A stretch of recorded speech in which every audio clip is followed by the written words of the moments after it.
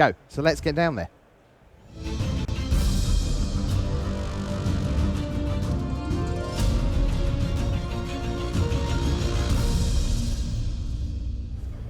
Hello and welcome to this, our round 10 here at Grand Prix Copenhagen. I'm Tim Willoughby, joined by Rich Hagen and Pro Tour champion Joel Larsen.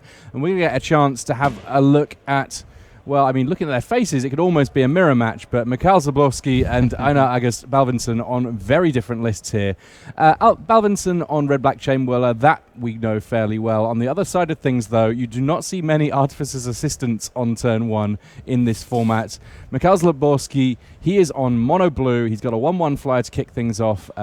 It's a 1-2 on the ground in Soulscar Mage from Balvinson, and we're going to get a chance to see exactly how this blue tempo deck works. The name Tempo suggests to me that he's looking to get damage in early and often and play multiple spells per turn, but we'll see how that actually plays out. Yeah, remember, Tim, how I said if you're going to play any 1 toughness creatures in this format, it better be really good.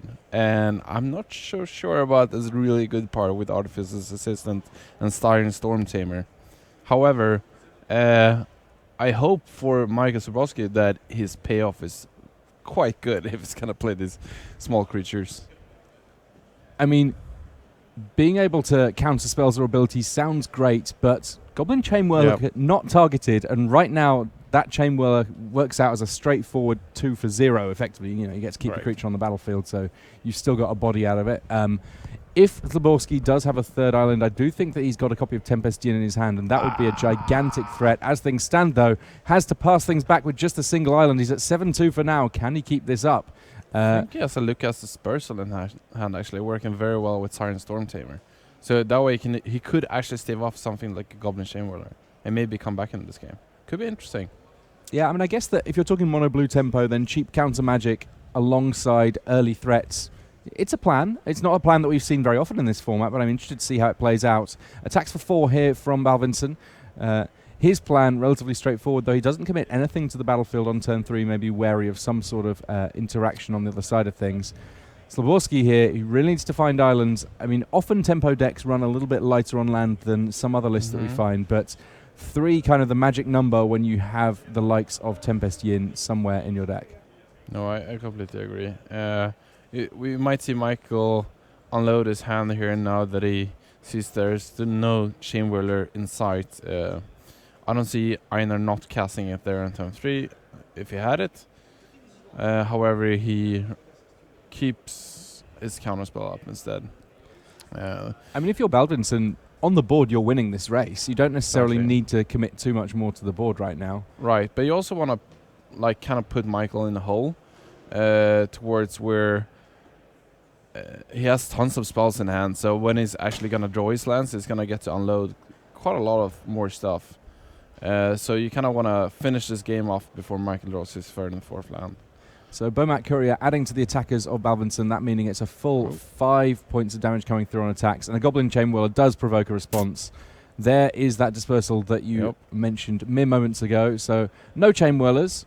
Step 1, if you're playing a deck full of 1-drops, have a way of not having to worry about Goblin Chainwhirler. There's another 2-drop that also dies as Goblin Chainwhirler. I think we have a plan, and that's don't play against Chainwhirler, or if you do, don't let them draw in, and if they draw it, please have a counterspell, dear God. I mean, a second copy of Artificer's Assistant here, that means that at least it will work out that if an artifact comes along for Mikael Zablowski, or I guess, you know, potentially a legend of some description as well. He will get to scry 1 twice. Sahid, for example, right? It's a legend. Yeah, I mean, something like Tetsuko Umezawa might also be a legend played by this deck, making your team unblockable. As things stand, though, these 1-1 flyers getting somewhat outclassed by Glorybringer on the other side of things for Einar August Balvinson. The big old dragon getting unsummoned here. Wow. I mean, I guess if you're Tempo, it's the classic Tempo card, Unsummon, coming from Zablowski here. Honestly, it's probably the best card he could have had in the entire format right now for 1 blue. You figured it out. You cracked the code. You're learning it here first, guys. The issue not to be. Yeah, the issue is, well, I have the same problem next turn. Only with fewer life to work with. Just the 1 creature attacking this turn in Scrap Heap Scrounger. The worst part about this for Michael is that if he actually draws a land and he can finally pay his Tempestion, he knows that Einar has a Glorybringer in his hand. Yeah. And he's just going to exert on this Tempestion, and it's going to be increasingly awkward. Seems like it's going to go with Warkite Marauder instead. Maybe as a one-man interaction. I think he can has see a dive down in hand. Yeah. So maybe trying to fend off the exert trigger from Glorybringer, but even though that would prompt that he could then block Scrap Exchanger in combat, which is not too bad. All right, so going a different path, though, even though we knew that there was the likelihood of being a Glorybringer this turn, instead it's Chandra coming along, and she shoots down a Warkite Marauder. That's going to prompt a response. There is the dive down that we saw. I kind of like this from Einar, because this way, if he casted the Glorybringer, the Warkite Marauder would have been a 2/4 after getting exerted on, and you could block the Scrap Exchanger for essentially free, and then you could block the Glorybringer with, say, Artificer's Assistant that doesn't do ton of things right now anyways. But this way he got this information before he had to attack. Also, he got to cast one of his 3 Chandras in hand, which he just had so many of them, so might as well start using them. It feels kind of wrong to say that your Chandra flooded. It's whatever the equivalent is for fire would make more sense. Attacks on Chandra. It looks like this mono blue tempo deck can attack Planeswalkers very, very neatly indeed. Here comes Tempestion. Now there is 1 mana left up, potentially for some kind of interaction in the face of Glorybringer. Yeah, it better be a dive down. Otherwise, this is going to be a rough road ahead for Michael. Otherwise, this Tempestion is not long for this world. I mean, a 4/4 flyer for 3 mana, it's an exciting rate, and I know that the guys in the play design team that were at the Pro Tour were looking on and saying, we're surprised that there weren't more of the triple color cards played from Dominaria, because all 5 of them, very, very powerful indeed. So Siren Storm Tamer, does that only target spells, or is it also abilities? Spells and abilities that target. Right. So it does actually work against Glorybringer just fine. Just needed the additional mana to be able to actually use it. Exactly. So now that it has 4 mana, he can prevent the Glorybringer exert and try to trade with this Glorybringer with the Tempestion. I think that might be the play here for Michael. Let's see what he's going to do here. Siren Stormtamer, not a card that I would warrant as many people in the room have tested against as Glorybringer. So we are going to see an exert here. Yeah, I haven't seen this interaction come up before, but it makes sense. Alright, so counter the ability. Almost like a sort of will bender there, just saying, no, you're going to target Siren Stormtamer. So that's going to be the one creature that's dying here. Actually, I could see just chumping the Glorybringer, since it's going to be exerted for a full turn, and then killing something off with Tempestion in combat, and then try to deal with Glorybringer just as a later problem, because I think if Michael trades down on resources here, it's going to be really hard for him to mount some kind of offense. Being mono blue, it's going to be really hard to actually deal with that Glorybringer, unless he has something like Walking Ballista that he can pair with Warkite Marauder to start picking things off, polymorphing the creatures. Yeah, it seems like they're talking about the trigger here from Bowman Courier. Joe, while we have a moment, if you're in Baldvinson's seat, how much, like from that Artificer's Assistant on turn 1, how much do you think you know about what Silborski is doing, and how much are you just completely in the dark? Well, since I'm the one that makes most of the crazy brews in our testing, I pretty much know all about what's in his deck, unfortunately. Oh, because you've actually tried things like this? I mean, not Artificer's Assistants in particular, right. but I definitely had deck lists that looked like this. That I did in the end decide not to run, sure. but I think I know what's going on, especially when I see Warkite Marauder and Artificer's Assistant. I know there's a Walking Ballista there somewhere, because that also helps if you place a hid to tap for an artifact. Right. And Warkite Marauder can help to make a creature a 0/1 for Walking Ballista. That's super interesting, because what you're really saying is that all that brewing time you spend on decks that aren't going to make it eventually to the tournament for you actually improves you as a tournament player. It does, yeah. Much like we Wow. saw yesterday with Esper mid-range deck with a couple of knights in game one. I just knew there was Teferi and there was Scarab Gun in there because I know BBD from our testing team tested such a deck in our testing. Right. So, and lo and behold, in game two, both of those just popped up. Yep. So that definitely helps. That's definitely a big thing. Let's see what they're. It may be that Slabowski here is just querying whether or not that Bomat Courier trigger got missed. Yeah, he mentioned the trigger but didn't resolve it. That's what our floor reporter's saying. Yeah, I saw Einar tapping on both Glorybringer and Bomat Courier as they were going into the red zone, but I'm not sure how he announced it, so this might be a difficult question to resolve here. So Paddy B MTG says Wizards coverage has a recurring problem lingering on matches mid judge calls. Yeah, it is hard, Paddy. I'm going to be straight with you. It is difficult. Those other two matches we're currently recording. So although we could show you an overhead shot of those matches being played, that would spoil what we're going to show you later in the round. We also, of course, don't know exactly when we're going to return to this match. And it's always a tough judgment call when we go, well, how long are we going to stay here? How long are they going to be? Is it complicated? Does it look like it's fractious? Does it look like there's lots of argument going on? Because if there is, we don't want to be showing you that for sure. Yeah, it's a tough one. Here comes the judge back again, but you are absolutely right. It is not easy to decide when we cut away and when we show you things like this. Two very handsome young men. Just having the judge explain to them. They're one of our French judges talking through the issue. And I guess the point to learn for a lot of judge calls that we see on camera, or indeed that we see around in our general tournament play, I would say that the single biggest thing that leads to judge calls is shortcutted communication or unclear communication. Mm-hmm. The players that have really good communication, and I'm blessed in working in the feature match area at the Pro Tour, where by and large it's the best of the best playing. One of the things that's very consistent is they are very clear about everything that they're doing at every stage, and not having these judge calls means that you can stay in the moment, you can stay thinking about the important bits about actually winning the game.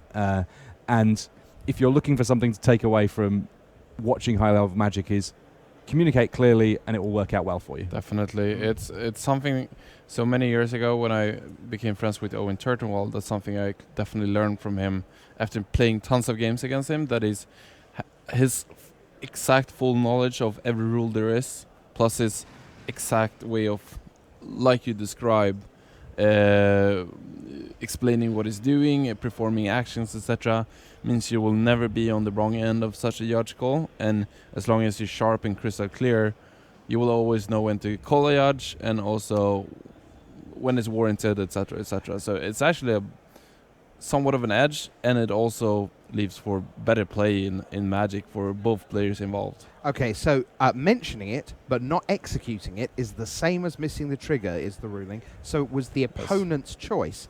The opponent let him have it because he obviously knew about it. Is what they're saying there. So it's like, yeah, okay, I get what you... Yeah. Anyway, back to the game. We've got a Curious Obsession on this Tempest Yin. So if you're talking about tempo, we have found it. Zaborski there electing to drop to 3, taking the Glorybringer hit, knowing that it wasn't untapping, and trading off as much as he could elsewhere. And now Zaborski, he's hitting his land drops, obviously much easier when you've got that Curious Obsession. And sure. Tempest Yin is now hitting for a pretty sizable chunk of damage, which makes life very interesting in terms of this damage race. Glorybringer will no longer be able to shoot down Tempest Yin because it now has 5 toughness rather than 4. 5 toughness is huge in this matchup, for sure. Yeah, likewise, we're not going to be able to see Chandra able to do too much. Curious Obsession, Curiosity with a little bit of upside as long as you don't mind attacking. Yeah, this Curious Obsession kind of turns the game around, honestly. I wouldn't say Michael is definitely ahead, but now he has a fighting chance, and he also has a couple of jump blockers on the road to make his life total stay high. And unfortunately, Curious Obsession, as you mentioned, falls off if he does not attack, meaning that Glorybringer or Chandra can deal with it, which makes his choice very easy in this manner, because he should be attacking with that creature anyways if he would have any chance of winning this game. But that would include drawing more blockers for Glorybringer and Heart of Kiran, especially as Chandra can take care of one of those blockers. And he only gets to draw cards when he's doing combat damage to a player. A very important distinction here. So if he attacks in and Chandra chooses to crew Heart of Kiran and blocks with Heart of Kiran, yes, getting Heart of Kiran off the board is lovely, but it means that he's not drawing another card. So, especially with 3. Yeah, he really needs to make sure that he's going to be able to have blockers back for what's going on the other side of the battlefield. This is a tricky turn for Slborski. Yeah, I think you gotta keep attacking with the Tempest Djinn and put pressure on Einar because, well, clearly Curious Obsession falls off otherwise, so that means that Chandra and Glorybringer can take care of Tempest Djinn, but also for every turn this goes on where Glorybringer can keep exerting or Chandra can use his ability, it's gonna dig Michael further and further down the hole. So, what happens here if you just attack with Artificer's Assistant? So you satisfy Curious Obsession's requirement of having attacked, but you get to hold back the Tempest Djinn to block. Is that even good? I mean, that is an option. However, I think Chandra plus Glorybringer and Heart is just going to make it too hard for Michael to block next turn. Then you can minus Chandra on Siren Storm Tamer, and you have 2 lethal attackers with Glorybringer and Heart Crown. And attacking for 1 just doesn't do anything on this board with Einar at 10, so I actually think you got to attack with Tempest Djinn. If Einar elects to block, sure, you get an attacker off the board, and then if Einar minuses on the 1-1 and exerts on the other, he still has to respect some kind of instant speed interaction. And if Michael gets through with his attack, he gets to draw a card, potentially another blocker. All of these things are definitely something to be wary of here. One thing to also remember is that Chandra's plus ability deals 2 damage every turn if you elect not to cast a card, and Michael being a 3, that's just a taken time one as well. Yeah, a lot of different ways that Slborski can lose this game. It's just a matter of which ways he has to win it. Attacks in, Chandra crews. So I don't like this attack towards Chandra. I think it's better to attack Einar himself because that puts him on a 2-turn clock and also lets him draw a card if he gets through. But if Einar likes to block with the Heart of Kiran, that's even better for Michael because then you at least get 1 loyalty counter out of Chandra from the deal. Dying Saboteur. All right. Oh man, the Goblin Chain Whirler against this deck is just something else. So many different creatures that are getting killed off with 1 toughness, but the little bit of counter magic in there, just enough that means that at least for now the potential for the Chain Whirler relatively low. Alright, so here's a lethal attacker taking care of Siren Storm Tamer. Warrants a chump block. So he's gonna get both flyers here. And I think Einar had lethal there on board that he missed. Had he used his Chandra on Siren Storm Tamer pre-combat, exerting on the Artificer's Assistant, that'd be lethal. Had he also plus Chandra hitting Goblin Chain Whirler pre-combat, that would have also been lethal, but I don't think it's gonna matter. This is also lethal. This works too. Yeah, it turns out that there let me count the ways. Yeah, every path leads to Rome, right? Yeah, in terms of the difficulty level on that particular Magic the Puzzling, trivial, I think, is probably the answer. If you tap your lands, play some spells, use some abilities, most of the different permutations lead to a win there.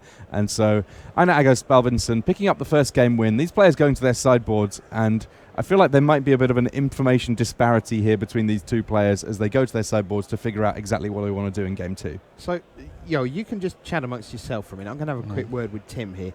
Tim, we see so many different people in chat and watching the stream and coming up to talk to us at shows. The one constant is that people enjoy Magic in lots and lots of different ways. For sure. And so, and that can be something as, I love that you showed that all foil deck because it was so pretty. Or I love that, artist thing that you showed, or that little feature, whatever it is. One of the secret truths about coverage that I think we should share is that sometimes the people to our right are watching a slightly different game than we're watching. Like, I'm a fan of Weird. I'm watching this and thinking, I don't care whether the cards in Mikhail Zaborski's deck is any good. I kind of just want to see the deck do well. Nothing against Einar Baldvinsson, but there's plenty of Chain Whirler decks around, and it'd be really nice if these little blue flyers did their thing, right? So yeah, it's amazing. All of these words coming out of our mouth as I'm talking about different matches, talking about maybe trying to find the interesting tactical line or whatever. In my head, I've just got the word blue. Yeah, right. Yeah. As I see this mono blue tempo deck at 7-2, so still in contention for top 8 Exactly. as we're sort of, getting through the early stages of our day 2. And I just want to see it keep on winning. Meanwhile, to our right, people like Joel Larsen and Simon Gertzen go, I love Good Morning Magic because they put all these homebrews on camera and they die over and over and over. And it's the best Goblin Chain Whirler in the history of Goblin Chain Whirlers. His entire deck dies to one Goblin Chain Whirler. I love it. Let's see it again. The Goblin Chain Whirlers that come out of Einar Agus Balvinsson's deck right now are living their real truth. Because there are so many targets for them to kill. They spin that chain around and they get to hit more things than any other Chain Whirlers in the entire room. This is the dream of every single Goblin Chain Whirler. Chain Whirler Christmas, right? That's what we should call this round. It's a Goblin Chain Whirler Christmas. I mean, to be fair, the only work that Goblin Chain Whirler did in that particular game was drawing out counter magic and getting flipped by Chandra. But there's at least the potential there. And that's We're saying there's a chance. And that's what's exciting Yol so much. I think it did even more though, because it forced Michael to keep up counter magic, not for only one, but for 2 turns, where he could have casted other spells. It was a double time walk without even showing up. Yep. Yeah, that is true. Mikhail Zaborski went, shall I put more 1 toughness on the board? Maybe not. Maybe I'll pass and attack you for 2. Honestly, what I really want from this game too is for Mikhail Zaborski to draw lands and spells in Yes, I the agree. appropriate ratio, because I feel like that game, as much as there were some high points, there were some low points, we didn't really get to see this mono blue tempo deck firing on all cylinders. I agree. And I'm really intrigued to see when both players get a fair draw how this game goes, because I think there's being 7-2 he must be good against red-black. Seeing how Michael's deck was constructed, having Siren Storm Tamer, Artificer's Assist, and Warhead Marauder alongside all the other flyers, I think there's a good chance he's running favorable wins in his deck. And if it does, that's an anthem for almost all of his creatures. And that means that all of those creatures, except for the Daring Saboteur that we saw, is outside of range of Goblin Chain Whirler. And that also means that Tempest Djinn is outside of range for, say, Cut Ribbons, for Chandra, for Glorybringer. And if that happens, I think we could have a pretty favorable game for Michael, honestly. A pretty favourable game? All right. I'm getting on board here. I feel like this is a deck that I may be sleeving up at some point. Just a little bit of variety in my Friday Night Magics. Yes. If he can go Siren Storm Tamer, favorable wins, Tempest Djinn, I think Michael's ahead. I mean, I'm just gonna put it out there. Also, Curious Obsession can definitely swing games. You put that on a Tempest Djinn or something else early game with ways of protecting it, say Dive Down or a Siren Storm Tamer on the board, that can also run off with the game pretty quickly. So, as we were joking about this deck, I think it has upsides, and we didn't see this full potential here last game. Sure. Well, here's hoping that we get a chance to see it in this next game, and then we get game 3 as well, and we get to see how things plan out here. Completely unbiased commentary from your Good Morning Magic team here this morning. We've never been biased, have we? That would never come across. What is that? All right, checking out opening hands. And when you're a monocolor deck, can you afford to have slightly fewer lands in your list because you only need to hit land drops and not colors, or is it still sort of all right 24-ish just to be safe? Yeah, that's definitely the case. You can run fewer lands. Not only can you run fewer lands, but you also don't have the option to run, say, cycling lands, especially since you need exactly basic island for Tempest Djinn to make it effective. No memorials. Exactly, no memorials, no cycling lands, no other such sneaky deserts. Exactly, and when you play those kind of lands, you can up your land count because they become kind of spell lands, quote unquote. But in this case, you can have a pretty low number of lands. I would say 23, maximum 24 maybe. Talking of sneaky deserts, Tim, a reminder that next week we will be live in Las Vegas, Nevada. Ooh, it's going to be hot. 3 days of Magic action, the full coverage of the Modern GP on Friday and Saturday, and then we switch to Draft Day on Sunday for Day 2 of the Limited Grand Prix, including the commentary duo, God help us all, of Gabby Sparts and Louis Scott Vargas. And I'll be there to referee it all. Best of luck with that one. It's going to be a fun old weekend. Sadly, not going to make it myself, but I will be watching just like everyone else. Same here. It's going to be a sweet one for sure. This is looking a little bit precarious for Balvinson. He has drawn opening hands, not liked them, done a bit of general faffing about, looked like he's drawn his 6, and also not found something that he can work with here. And I think, Joel, we can say if there's one deck that Mono Blue Tempo is built to punish, it's the Mulligans 2. Yes. It's very, very good at that. Let me tell you. Except it probably isn't, because they keep 2 mountains, and then they go, mountain, draw, Goblin Chain Whirler, 5 for 1 you. And then we both mulligan to 2. There we go. We've got it all planned out. I think this is a mulligan to 5. This is a multi-5. So this is... well, that's a lot of mountains. I think you got to keep this. I think it's 4 mountains lightning strike. Yeah, do it. All right. Any Goblin Chain Whirlers in the Scry. near vicinity? Land on top, going to the bottom. Almost anything else on top, staying on top. Pretty much. He's having a good old think about it, is our Aina. Yeah, So maybe it's it's a another spell, removal spell. Yeah, a spell, but not the one he wants. Exactly, yeah. Not a Chain Whirler, Not a essentially. Definitely not a Chain Whirler. No 1-drop for the Mono Blue Tempo deck. Right. Yeah, maybe a little surprising, but Is that a sea? Wait, what is that? Is that a sea legs? No. I can't really see what it is. It looked like a sea legs. well, we'll find out soon enough. Walkout Marauder coming down for Silborski.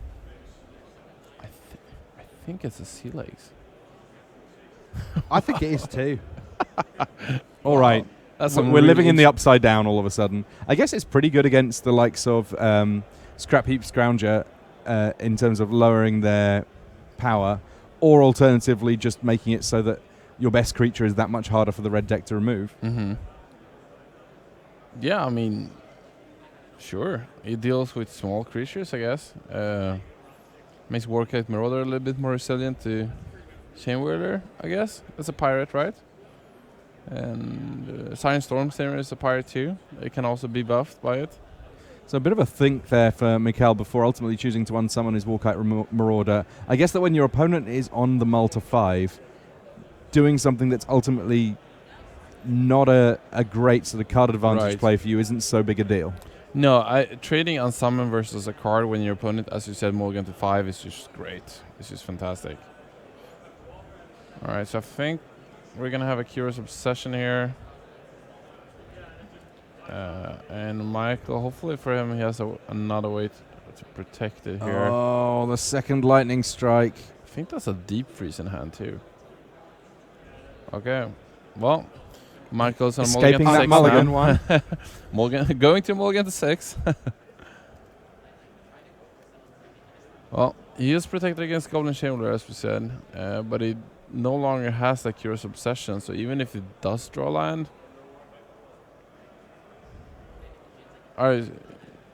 even if this survives, he's not that far ahead. I think this. Okay, well. Glorybringer versus Walkite Marauder. They've each got 5 basics in play. They've each got 1 creature, and quite frankly, the dragon ruling the roost right now. At least Deep Freeze is gonna take care of this. That's something. And seemingly, Michael has constructed this deck in the way that Deep Freeze creatures that have been Deep Freeze will not block anything really, because most of his, or maybe probably all of his creature has evasion. Yeah, Glorybringer, of course. When you give something flying a Deep Freeze, it's a little bit more problematic.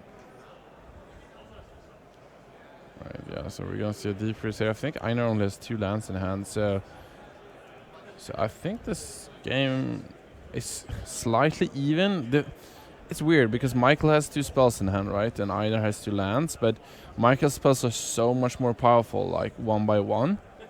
And Michael kind of has to string together a combination of spells to make them more powerful. He's what we call a synergistic deck. So his spells are just less impactful on their own, meaning that the top of the deck from Einar is most likely gonna favor him here more than it would for Michael. Yeah, Zaborski here drawing his interaction, his creature enchantments, but very few creatures and just enough removal on the other side of things that Balvinson able to get things going. He's also got the cycling to gradually filter things through. At this point, doesn't need any more land. So much land now for Balvinson. Yeah, and it looks like these lands are really bad for Einar in his sense, but Michael both has a Lookout Dispersal and a Syncopate in hand, and those are just gradually getting worse and worse here. At some point, they're not going to be able to counter anything coming from Einar. But Michael just drew a land to exactly be able to counter this Goblin Chainwhirler with Syncopate if you would want to. Yeah, I mean, deal with each threat as they come. It actually has 1 extra, yeah. So, or is there 1 land maybe hiding there next to the 3 mountains off screen? I think so, yeah. So that extra land was needed. Well, at least all the Goblin Chainwhirlers of this match has been countered. That has to be a win for the mono blue deck. But a little concerning that the red deck on a Malta 5 that has only successfully played 1 creature so far. All right, Ooh, here we go. Just the casual 6/4 Tempest Yin. Unlicensed Disintegration. Do we have the counter magic for that one? I mean, he does have sea legs, but Tempest Jin is not a pirate. So, can't save it with that one. Well, I mean, Unlicensed Disintegration is a straightforward removal spell. Yep, that's true. Can't save it from anything, rather, with sea legs. I'm not sure about these sea legs post-board. I mean, Tempest Inn doesn't even have legs, let alone sea legs. That's true. To be fair, you probably wouldn't have been sure about it in the main deck either. Fair enough. It's not just post-board that you've got a question about it. You're right, of course. So Pianalar coming down, and Pianalar, with all of these lands in play, can do some real work. It can. Einar's deck is just... So this red... What's powerful about this red-black vehicles deck is that it kind of plays like a Jund deck. Like, it scales pretty well with its mana and drawing cards late, like Pianalar, there's cycling lands, there's all these powerful threats that, like Chandra and Glorybringer and Goblin Chainwhirler, that very well stands on their own. Everybody gets sea legs. Best of luck crewing that Heart of Kieran. Well, you do what you gotta do, right? This is the definition of not pretty, but... It's clearly limited. Yeah. There are 2 very different matches going on here. I didn't even like Sea Legs Unlimited, honestly. All right, so currently we have a -1 power Thopter token. Right, but it's still serviceable because you can pump it. So, I mean, Einar has 8 mana, so you can make it a 3/4, making it able to crew the Heart of Kiran. So you can still attack for 4, even though he has used a spell on the token. It's still able to do something. I would love a sea legs in response to the final activation. That would be something. Yeah, the 1 mana flash time walk. Yeah, at least with another sea legs, you can't crew the Heart of Kiran anymore. Yeah, that's another island. So many lands for Zaborski. I'm pretty sure we can check back on the tape. I didn't say draw all the lands this time. I said a good mix of lands and spells. You did. That's what you asked for. Yeah. I mean, I guess that technically there has been a good mix of lands and spells. It's just that many of those spells have been sea legs. Altogether, too many legs. Perhaps it could have been a mix of land and good spells, rather than a mix of good land and spells. Oh, yeah. The verbology on it was just not quite right, apparently. Because this Heart of Kiran currently doing the do. Yeah, it must honestly be a little bit of a dream for Einar, because he mulligans the 5 down a game or up a game, and he kind of wants to just close this out here in the feature match, but then he plays against his mono blue deck that plays cards like Sea Legs that has not been worth a card yet. It's been worth a fraction of a Topter token, which is not a lot. It's not a lot. Like a fop. Like a fop. He just gotta... somehow he's gotta take care of the other terror to figure this out. So countering the crewing of Heart of Kirin here. By blocking it. And all of the above work. Still more islands. I mean, both of these decks very much living up the basic land dream. I think Einar has lethal here. Einar can pump the Fopter on to a 3-1, and then he can pump the Heart of Kiran with his 2 remaining mana, that I think. Yeah, there's a couple of lands just off screen. Yeah, I think he has 2 lands on the other side of the screen. So many lands. Why? Not like this. Yeah, Einar had lethal there if he elected to go for it. And now he has another Abrade in hand, so I think Michael can survive for 1 turn, honestly. So if he abrades the Siren Storm Tamer, Michael can Lucas Dispersal the Abrade, which means Einar won't have enough mana to pump the Topter, so it then can crew the Heart of Kiran. This is the world of Good Morning Magic that we find ourselves in. Michael's not even going to bother. All right, we're done. We're out of here. Rough set of draws there for the mono blue tempo deck, it must be said. Didn't quite pan out. Couldn't quite get his legs under him. Didn't really play. See what you did there. That was very good. Right, so we're going to take a quick break. When we come back, we're going to see if we can find something a little bit more competitive for you after the break. So we'll see you in just a minute. Don't go anywhere.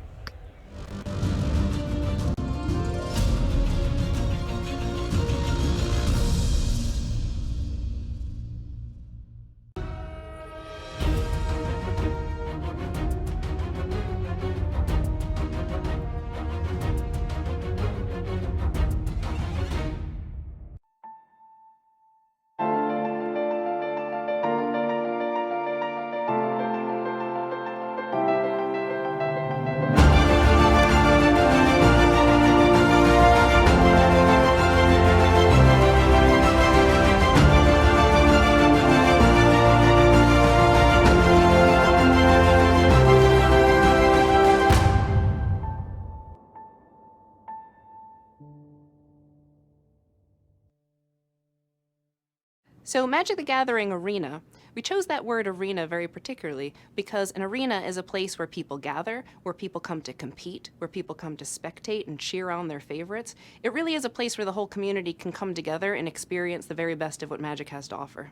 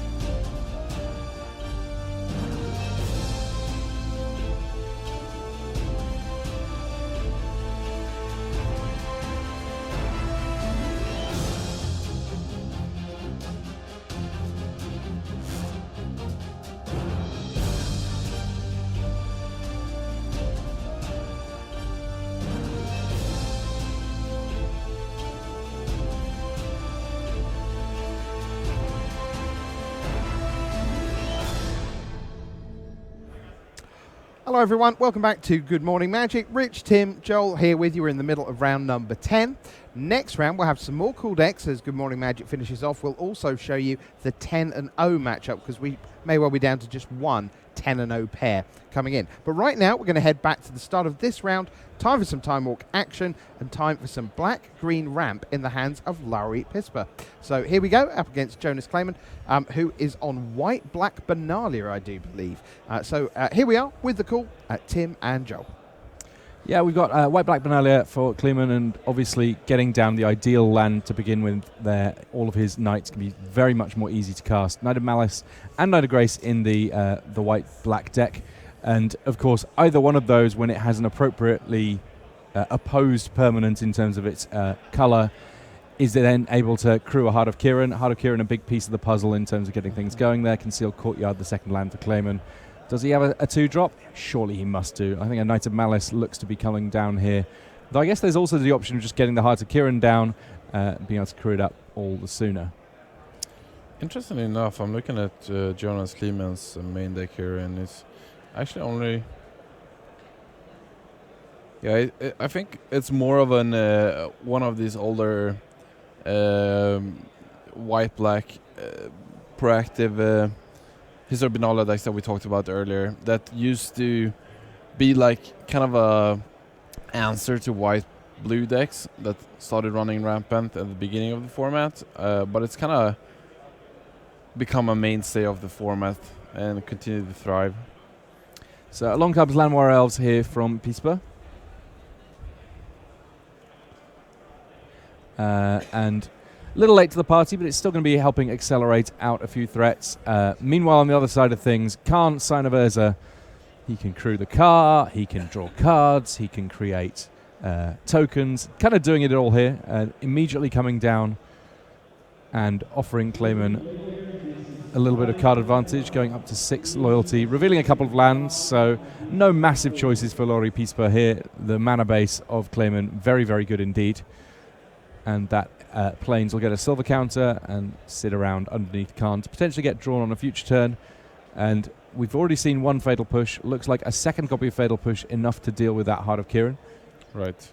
It's interesting because for now, Laurie has played cards as if he were a regular black-green Constrictor deck with only his lands and the Land Elf. And those decks usually doesn't run any fatal pushes in the main deck, so I think Jonas felt like it was very safe to attack with his Heart of Kiran this turn. And so he did, and he got punished by a fatal push, so that's just interesting. But he's going to know the jig is up now with both the fatal push, but especially the Hour of Promise this turn. Yeah, Hour of Promise, really, really potent ramp. Does fetch another copy of Ifnir Deadlands, so we've got enough deserts in play that we're going to see a couple of zombies coming down here. Yeah, I think Our Promise is really the kind of main card of this black-green ramp deck, as it's not only does it ramp, of course, up until the powerful threats, but it's also a source of way to stabilize the board with the zombies. It can get value lands like Ifnir Deadlands, Haship Oasis, but it can also get Arch of Araska, and together with the zombies you get from the Hour of Promise, you add 4 permanents to the board. If you get the zombies as well as the Arch, meaning it's a lot easier to get the Siddha's Blessing and turning that out immediately.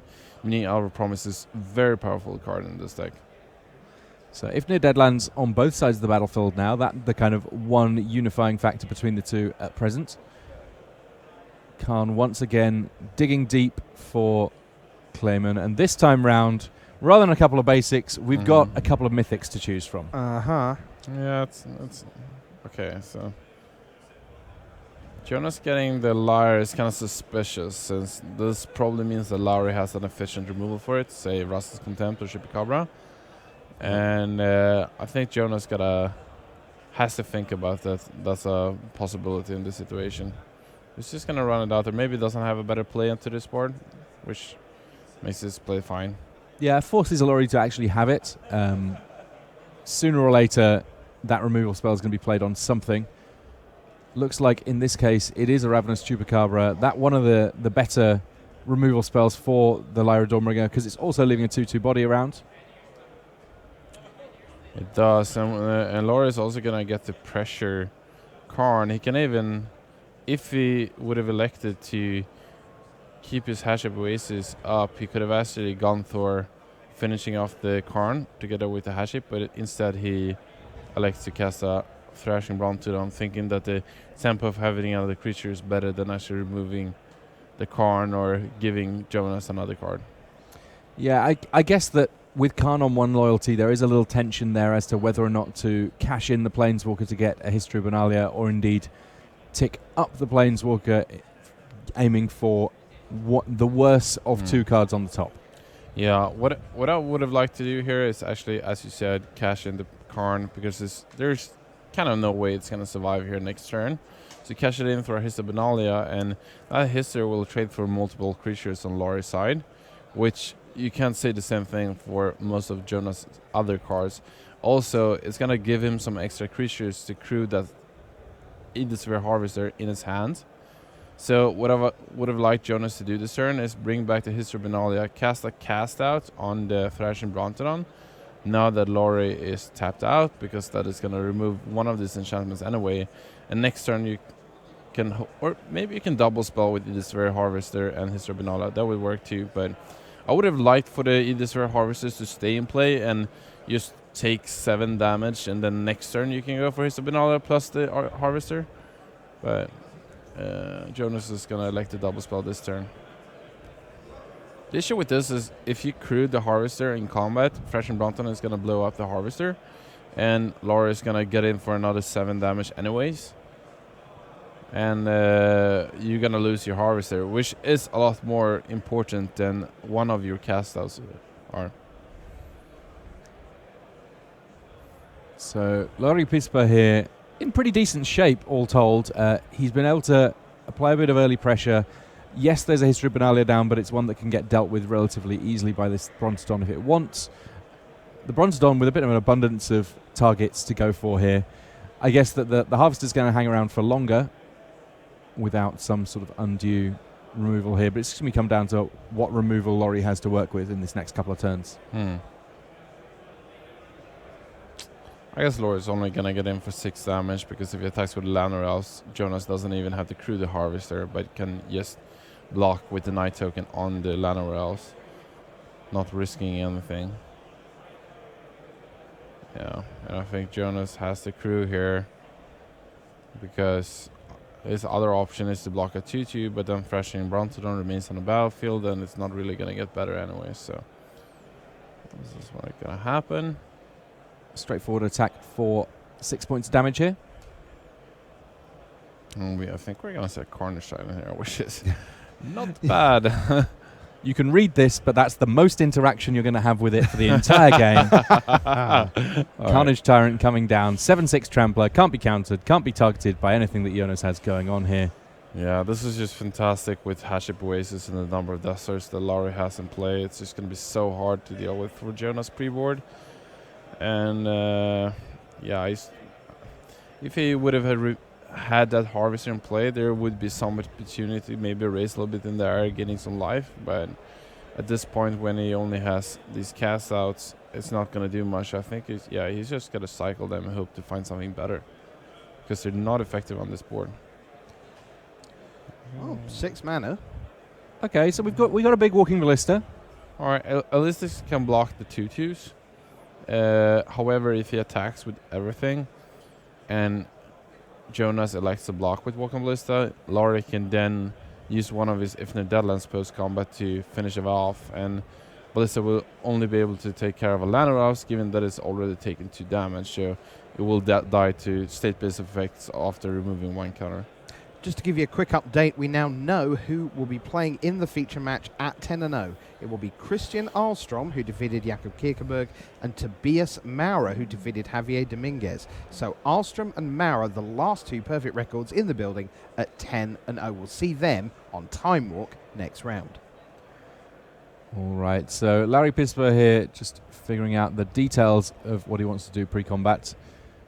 Seems like he wants to use maybe his Haship Oasis pre-combat. Kind of wants to use his Llanowar Elf while he still can, because there's a good chance it will get picked off by the Walking Ballista before the dust, or after the dust have settled, rather.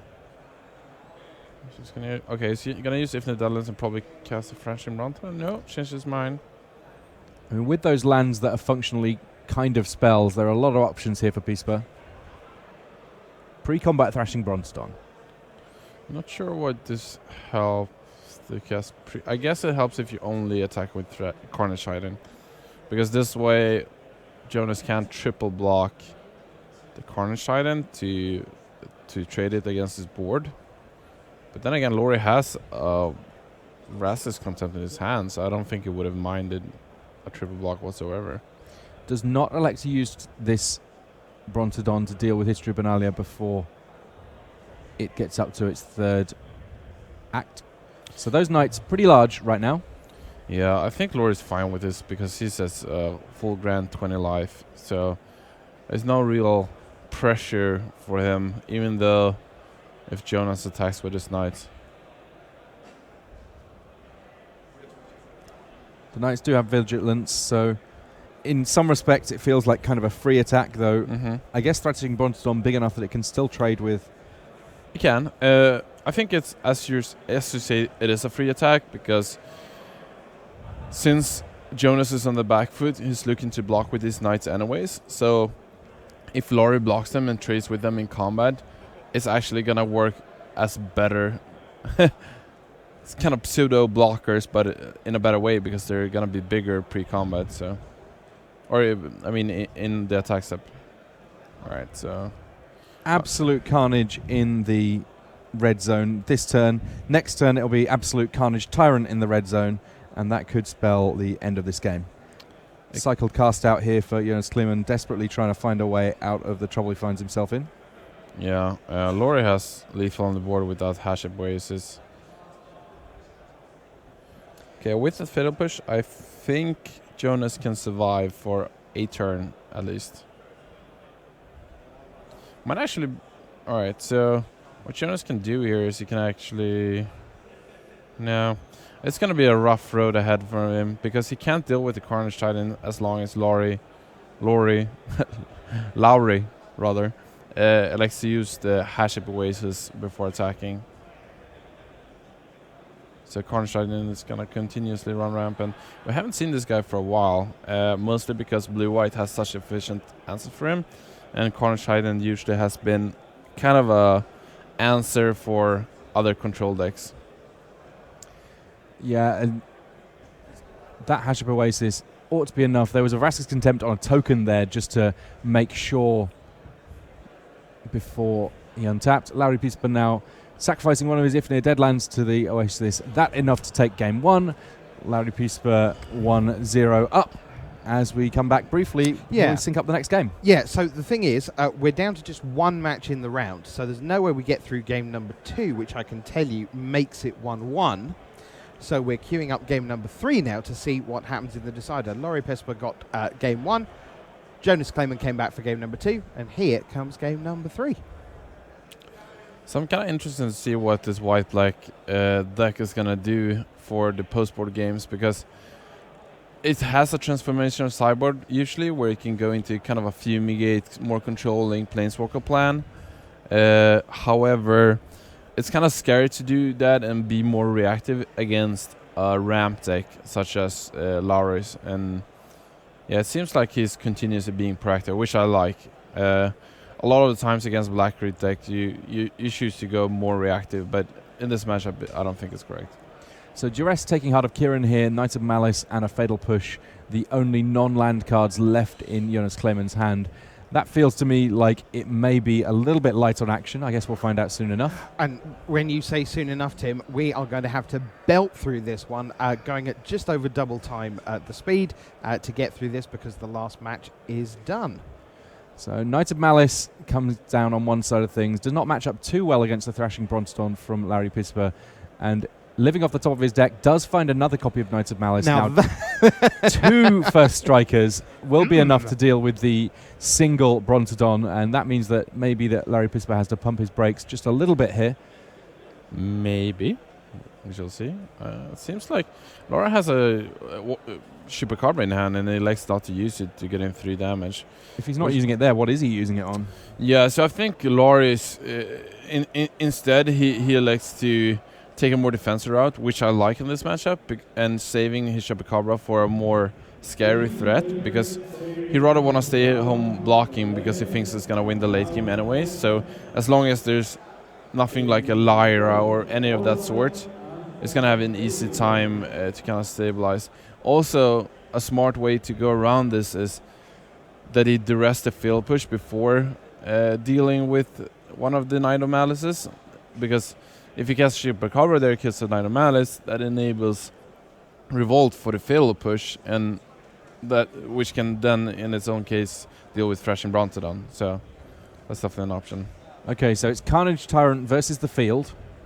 The Yep. field being 2 powered up copies of Knight of Malice and that Gideon of the Trials. Yep, and Jonas can get in for 7 damage here, which he will. I mean, I do kind of like this attack because these creatures aren't really doing anything in face of Carnage Titan, and Carnage Titan will deal with Gideon next turn regardless. So what you're actually doing is that you're trading 1 Knight of Malice for 5 damage. But the thing is, Jonas needs to find a way to do that final 5 damage, and it's going to be really hard. I think one of his only ways to do that is actually Walking Ballista, and Ruska's Contempt is not going to make it easier. Larry Pisper using removal on individual knights. He just wants to get that damage through, and is doing a fine job in achieving that. Fatal push in hand for Jonas Kleiman. No legal targets right now.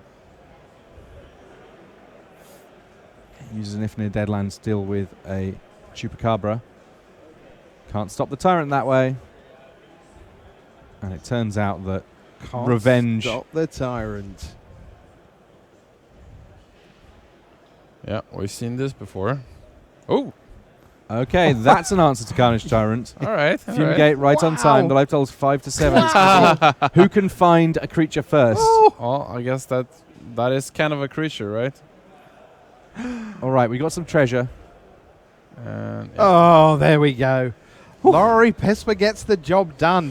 And that brings us to the end of round number 10 here on Good Morning Magic. There's one more round to go. You'll see the 10-0 v10-0 in a little bit on Time Walk. We've also got more cool decks coming your way. The feature matches are in. The players are heading in the direction of the feature match area. And we're going to kick things off with Toralf Severin with his mono black. Is it mono black control that he's playing? Eldest Reborn, things like that. We'll take a look at that coming right up in round number 11 on Good Morning Magic. See you in a minute.